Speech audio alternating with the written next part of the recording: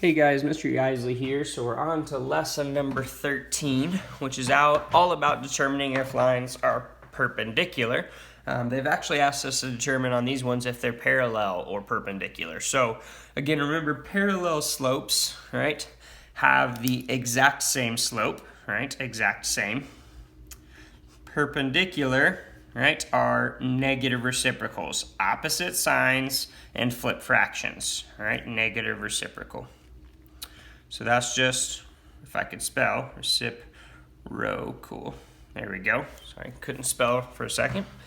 So we need to look and see if they have either of those. Now, if they aren't the exact same and they aren't negative reciprocals, that means they cross, but it's not anything that we need to figure out, all right? Or we do need to figure it out, but it's not anything that we really are too worried about because they've just asked us to determine if lines are parallel or perpendicular. So in order to do that, you have to know the slope of each line. Well, on example A, they've given us three lines here, line A, line B, and line C. And they've given us the equations of these lines. So really, all we need to do is figure out the slope, which we can figure out by having them in the y equals mx plus b form. Because reminder, the slope is going to be the m. So I can determine slope if they're in that form, or I just need to get them into that form to determine the slope.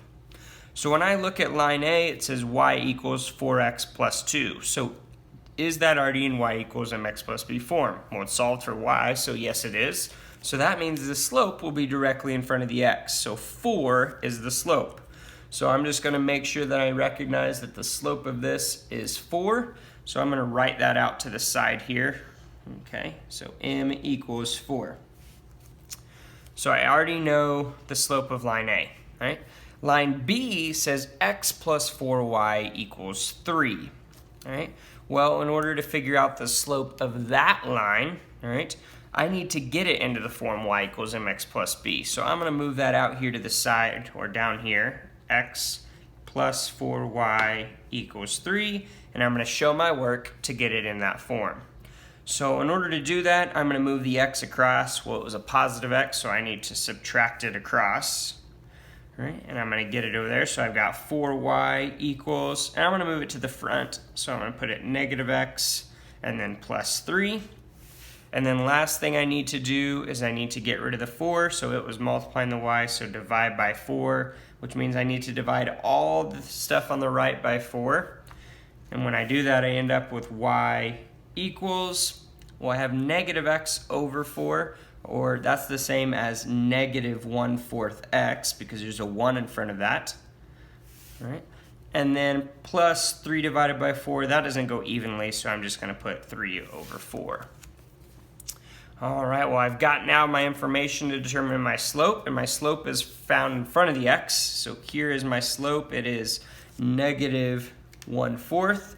So the slope of this line is negative 1/4.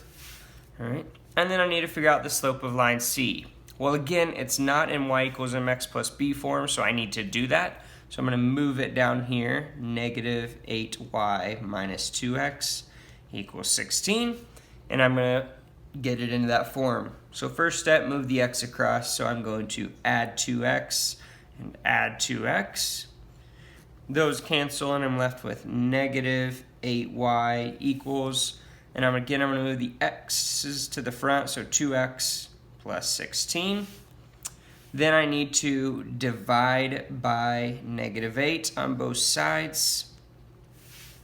When I do that, I'm left with y equals, and I've got 2 divided by negative 8, so 2 divided by negative 8, x plus 16 divided by negative 8, which is negative 2. So I've got this negative 2 here. Well, I need to simplify that down because 1, I don't like this double sign, and 2, I just noticed that, hey, 2 and 8, though 8 doesn't go into 2, they do have a common factor of 2, so I can simplify them down. So when I simplify this all the way down, y equals 2 divided by 2 is 1. 8 divided by 2 is 4, and move that negative out front, and then my x here, And then I've got plus -2. I'm just going to change that to -2. All right, well, I've then figured out my slope here. So I've got the slope of -1/4 here. So the slope of this line, m equals -1/4. All right, well, once I have the slopes of these lines, then I can determine, all right, are these parallel, perpendicular, or what's going on? All right. Well, line A had a slope of 4, right, which is the same as 4/1. So in order for something to be parallel to it, it has to be that exact same slope. Well, there is nothing with the exact same slope as line A, so nothing is parallel to line A, all right? So are any of these perpendicular to line A? Well, remember, to be perpendicular, they have to be the negative reciprocal. So because this was positive, they'd have to be negative. Well, line B and line C are both negative, right? And then they have to be a flipped fraction. Well, 4/1 flipped is 1/4. So both line B and line C are perpendicular to line A. So I would say that. So I would say line A is perpendicular to both line B and line C. Now, one other thing I noticed is line B and line C have the exact same slope, because if line A is perpendicular to both those lines, that means those lines would have to have the exact same slope, which they do, of -1/4. So I also know that line B and line C are parallel because they have the exact same slope. And those are the things that are going on here. We've got line A perpendicular to both line B and C, and then line B and line C are parallel to each other. All right, so that's the process we have to go through. If we can get it into slope-intercept form, that makes it pretty easy to figure out the slopes, and if they are negative reciprocals, if they are the exact same, or if they're neither. So I would encourage you to try example B on your own, and then check your answer with mine. So example B, exact same thing, determine which of the lines, if any, are parallel or perpendicular. So do they have the exact same slope or negative reciprocal slope? All right, they've given us 3 lines. I apologize that for some reason these are Roman numerals and that doesn't mean anything. It was just how they were marked.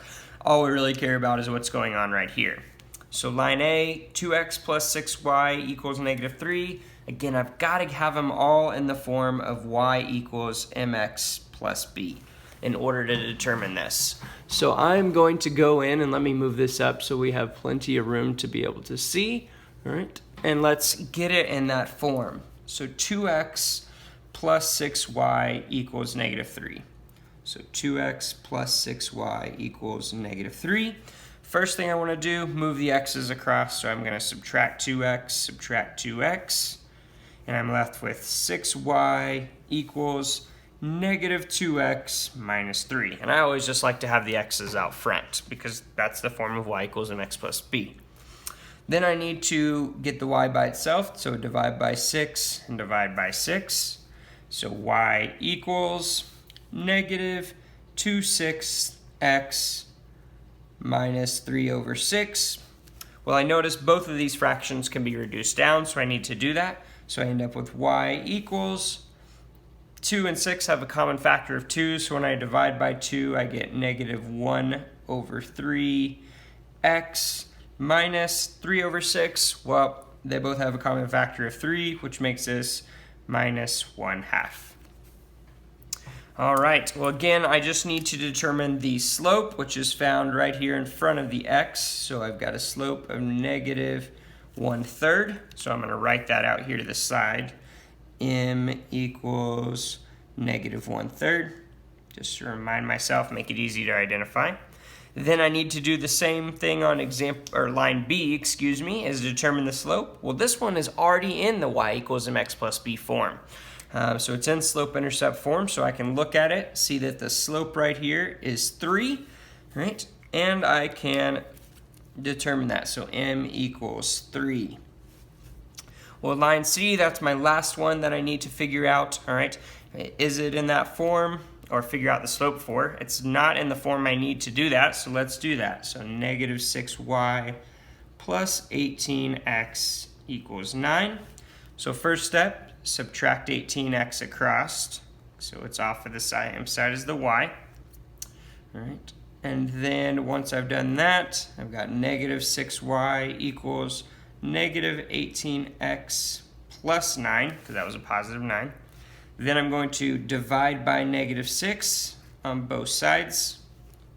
When I do that, I'm left with y equals negative 18 divided by negative 6 is positive 3, so 3x. And then plus 9 over negative 6. Now this can be reduced, so I'm going to go ahead and do that. I have two signs here, so I can turn that into a subtraction symbol. And then 9 and 6 both have a common factor of 3. So I've got y equals 3x minus 9 divided by 3 is 3, and 6 divided by 3 is 2. So 3 halves. And I want to leave it as an improper fraction. I do not put it into a mixed number. So make sure that you leave it as an improper fraction. So last thing here, determine the slopes. Well, I've got a slope of 3 right here. Right? So when I look at my form, slope-intercept form, so m equals 3. So last thing, now that I know the 3 different slopes, I need to determine, are they parallel, are they perpendicular, or are they neither? Well, let's start with line A. We have a slope of negative 1/3. Well, line B and line C, we can already see they have the exact same slope, which we'll talk about here in a second. But in order to be parallel, they'd have to be the same as this, which they're not. In order to be perpendicular, they have to have the negative reciprocal. So because this one is negative, they have to be positive, which they both are. Then they have to be the reciprocal. So if I flipped 1 over 3, I would get 3 over 1, which is the same as 3. So these two lines, line B and line C, are perpendicular to line A. So I would say that. So I would say line A is perpendicular to line B and line C. Then again, as I noticed before, line B and line C, they have the exact same slope, so that means that they are parallel. So I would say line B and line C are parallel. And again, if they asked you for reasons on that, all right, you would just tell them why. All right, slopes are the same, or the slopes are negative reciprocals. That would be an easy explanation to do that along with your work that shows how you figured out the slope. All right, well, if you have any additional questions, please let me know.